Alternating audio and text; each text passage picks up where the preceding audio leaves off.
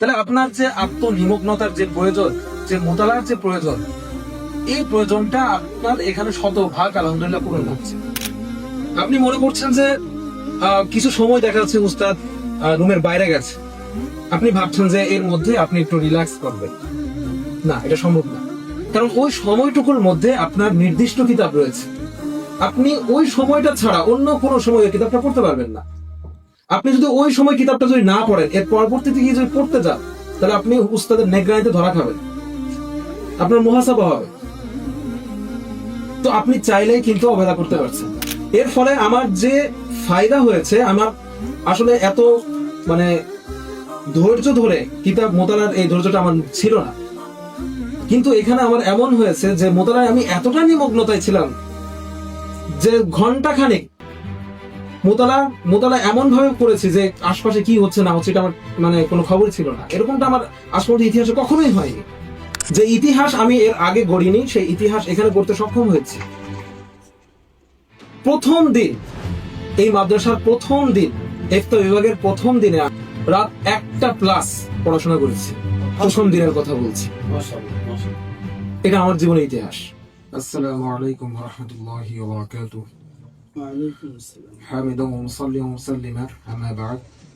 চলমান শিক্ষাবর্ষ 2025-26 শিক্ষাবর্ষের শেষ লগ্নে দাঁড়িয়ে কথাগুলো বলছি। কিছু বিক্ষিপ্ত অগোছালো কথা বলবো। সর্বপ্রথম শুকরিয়া জ্ঞাপন করছি সে মহান আল্লাহ রাব্বুল আলামিনের, যিনি আমাকে এ পর্যন্ত পৌঁছার তৌফিক দিয়েছেন এবং আমাকে ইলমে দ্বীন শেখার জন্য সুযোগ করে দিয়েছেন। সেই সাথে আমি শুকরিয়া জ্ঞাপন করছি আমার সেই সমস্ত উস্তাদগণের, যারা আমাকে এই পর্যন্ত পৌঁছার ক্ষেত্রে রাহনুমাই করেছেন, সাহায্য সহযোগিতা করেছেন এবং যাদের মাধ্যমে আমি এলেম পেয়েছি এবং শিখেছি। আমাদের জীবনে এমন অনেকের অবদান থাকে যেগুলো কখনো ভুলার নয়। তো এমন কিছু অবদান নিয়ে আজকে কিছু কথা বলবো। বলছিলাম আমাদের ইফতার বিভাগ নিয়ে। ইফতার বিভাগ আমাকে এমন অনেক কিছু দিয়েছে যা আমি এর আগে কখনো পাইনি। আমি এখানে এমন পরিবেশ পেয়েছি যে পরিবেশ আমি আগে কখনো পাইনি। আমার এই মাদ্রাসার আসার ক্ষেত্রে আমি যেই বিষয়টা আমার দৃষ্টি আকর্ষণ করেছিল সেটা হচ্ছে এই মাদ্রাসার পরিবেশ। আমি তখন দেখলাম যে এটার বাহ্যিকতা এত সুন্দর, তাহলে তার আভ্যন্তরীণ দিকটা কতটা সুন্দর হতে পারে। তো এই পরিবেশ দেখেই আমি স্বতঃস্ফূর্ত হয়ে, আকৃষ্ট হয়ে এই ইফতার বিভাগে আসি। মানব জীবনে পরিবেশের কিন্তু একটি বড় দখল রয়েছে। যদি পরিবেশ ভালো হয় তাহলে খারাপও কিন্তু ভালো হয়ে যেতে বাধ্য হয়। তো কথা বলছিলাম পরিবেশ নিয়ে।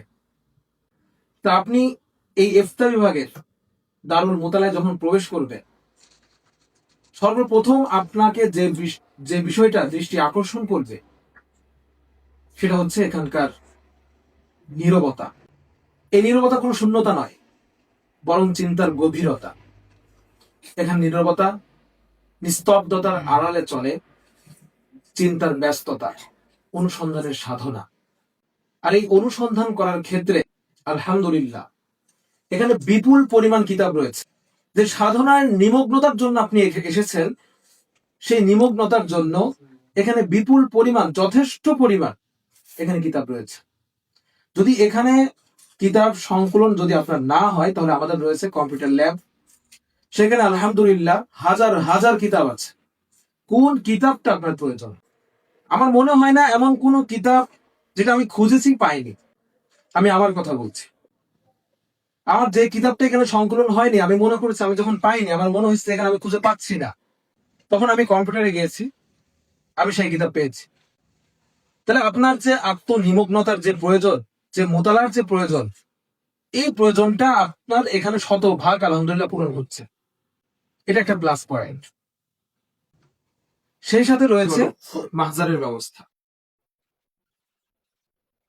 মাহজার কোন কিতাবটা কত মিনিট পড়া হয়েছে প্রত্যেকটা ওখানে নোট করা লাগে। এবং সেটা এতটুকু ক্ষান্ত না যে নোট করাতেই ক্ষান্ত না, বরং সেটা প্রত্যেক দিন উস্তাদ এটার মুহাসাবা করেন।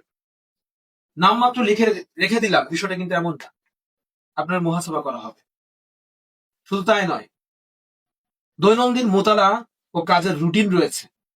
কোন কিতাবটা কোন সময় কত মিনিট পড়বেন এটাও নির্ধারিত। আপনি চাইলেই অবহেলা করতে পারবেন না, আপনি চাইলেই হেলায় খেলায় কাটাতে পারবেন না। আপনি মনে করছেন যে কিছু সময় দেখা যাচ্ছে উস্তাদ রুমের বাইরে গেছে, আপনি ভাবছেন যে এর মধ্যে আপনি একটু রিল্যাক্স করবেন, না, এটা সম্ভব না। কারণ ওই সময়টুকুর মধ্যে আপনার নির্দিষ্ট কিতাব রয়েছে, আপনি ওই সময়টা ছাড়া অন্য কোনো সময় ওই কিতাবটা পড়তে পারবেন না। আপনি যদি ওই সময় কিতাবটা যদি না পড়েন, এর পরবর্তীতে গিয়ে যদি পড়তে যান, তাহলে আপনি উস্তাদের নেগরানিতে ধরা খাবেন, আপনার মুহাসাবা হবে। তো আপনি চাইলেই কিন্তু অবহেলা করতে পারছেন না, সম্ভব না। তো এই যে পরিবেশ, এই পরিবেশ আপনার চিন্তার পরিশুদ্ধতা বাড়ায়। আপনার মধ্যে যে একটা সংকীর্ণ মনা কাজ করে, মুতালার ক্ষেত্রে যে যোগ শোক নেই, এই বিষয়টা এখানে আপনার অটোমেটিকলি দূর হয়ে যাবে আমি মনে করি। যখন পরিবেশ যখন সম্পূর্ণ পড়ার অনুকূলে, আপনি চাইলেই সেখানে গাফলতি করতে পারবেন না, আপনি চাইলেই সেখানে হেলায় খেলায় বসে শুয়ে কাটাতে পারবেন না, অসম্ভব। তাছাড়া তো সিসি ক্যামেরার কথা তো বলাই বাহুল্য। এ ব্যাপারে আমাদের অনেক ভাইরা বলেছেন, বিশেষ করে আমাদের আব্দুল সত্তার ভাই, সিসি ক্যামেরার ভালো দিক, যে সিসি ক্যামেরা কেন প্রয়োজন, এটার প্রয়োজনীয়তা তিনি তুলে ধরেছেন। এই জন্য আমি ওইদিকে গিয়ে সময় ক্ষেপণ করছি না। তো 24 ঘন্টা যে নিগরানির যে একটা ব্যবস্থাপনা, এর মাধ্যমে আমাদের চিন্তা চেতনার যে উৎকর্ষতা, এর ফলে মুতালার যোগ শোক এর ক্ষেত্রে আমরা আরো নিমগ্ন হতে পেরেছি, আলহামদুলিল্লাহ। এর ফলে আমার যে ফায়দা হয়েছে, আমার আসলে এত মানে ধৈর্য ধরে কিতাব মোতালার এই ধৈর্যটা আমার ছিল না, কিন্তু এখানে আমার এমন হয়েছে যে মোতালায় আমি এতটা নিমগ্নতায় ছিলাম যে ঘন্টা খানিক মোতালা মোতালা এমন ভাবে করেছি যে আশপাশে কি হচ্ছে না হচ্ছে এটা আমার মানে কোনো খবর ছিল না। এরকমটা আমার আজ পর্যন্ত ইতিহাসে কখনোই হয়নি। আরেকটা কি ফায়দা হয়েছে, যে আমি আমার এই দীর্ঘ পথ চলা যে 12-13টা বছর, যখন থেকে আমার মেধা ইমপ্রুভ হয়েছে, তখন থেকে আমার মনে হয়েছে যে বছরের শুরু থেকেই কিতাবাদি হল করে সামনে আগানো, বছরের প্রথম দিনটায় ক্লাসের প্রথম দিনটাকে কাজে লাগানো, কিন্তু আমি পারিনি, কোনো জামাতেই পারিনি। তার কারণ তো পরিবেশ ছিল না। বছর শুরু হয়েছে, ক্লাস শুরু হয়েছে, শুরু হতে না হতে আমি যদি রাত 12টার পরে পড়াশোনা করি, এটা কেমন যেন আমার কাছে স্বপ্ন দেখার মতো ছিল, কারণ এরকম পরিবেশ আমি কোথাও পাইনি। কিন্তু আলহামদুলিল্লাহ আমি এখানে পেয়েছি। যে ইতিহাস আমি এর আগে গড়িনি, সেই ইতিহাস এখানে গড়তে সক্ষম হয়েছি। প্রথম দিন, এই মাদ্রাসার প্রথম দিন, ইফতা বিভাগের প্রথম দিনে রাত 1টা প্লাস পড়াশোনা করেছি, প্রথম দিনের কথা বলছি।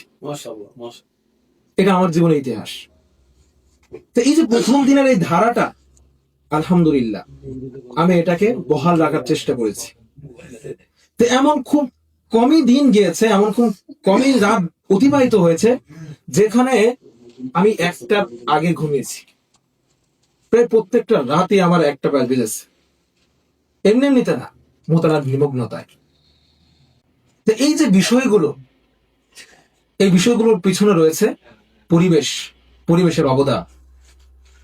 আর এই পরিবেশ, এই অনুকূলতা, এটা আমাদের মুফতি সাহেব হুজুর এর একটা বড় অবদান। আমি যতটুকু জানি, আমার জানাশোনা মতে, আমি যতটুকু জানার চেষ্টা করেছি, তার মধ্যে আমি পুরো খুলনা বিভাগে এই ধরনের পরিবেশ আমি মনে করি এই এক পিস। এটা শুধু আমি একটা দিক বিবেচনা করে বলছি না, এখানে আমি যদি পুরো দিকটা বলতে চাই ওটা সময় নেই। এর আগে আমার যারা এখানে আরো অনেকে আজকে অনুভূতি ব্যক্ত করার যে পর্ব চলছে, এখানে অনেকেই বিষয়গুলো বলেছে। সবগুলো বিষয়কে যদি আপনি সামনে রাখেন, আপনি নিজেই বিবেচনা করে দেখো, আপনি আরো 8-10টা মানুষের খোঁজ নিয়ে আপনি এরকম প্রতিষ্ঠানে একটাই পাবেন। আমি বলি, আমি জোর দিয়ে বলছি, তা আপনার কাছে মনে হতে পারে যে তাহলে এরকম কড়াকড়ি, এরকম চাপাচাপি, এত নেগরানি এখান তো টিকা মুশকিল না। ওই যে বলেছিলেন প্রথমে, মানুষের জীবনে পরিবেশের একটা বড় দখল আছে। তা পরিবেশ আপনাকে এই পরিবেশের অনুকূলতায় আপনি অভ্যস্ত হয়ে যাবেন। আপনি যদি ইতিপূর্বে যদি এরকম নেগরানির মধ্যে থাকার অভ্যস্ততা না থাকেন, আপনি এখানে আসার পর এই নেগরানি, এই চাপাচাপি, যেটাকে আপনার দৃষ্টিতে চাপাচাপি মনে হচ্ছে, যেটা আসলে চাপাচাপি না, এটা আপনার আদাতে পরিণত হবে, এটা আপনার অভ্যাসে পরিণত হবে। আলহামদুলিল্লাহ, এখান থেকে এর ফলে যে আমি মোতালার যে একটি জওহার পেয়েছি, আমার কাছে মনে হচ্ছে যে এটা আমি আজীবন ধরে রাখতে পারবো। যেমন এখন মোতালা করতেই ভালো লাগে, এটা আমার আগে ছিল না।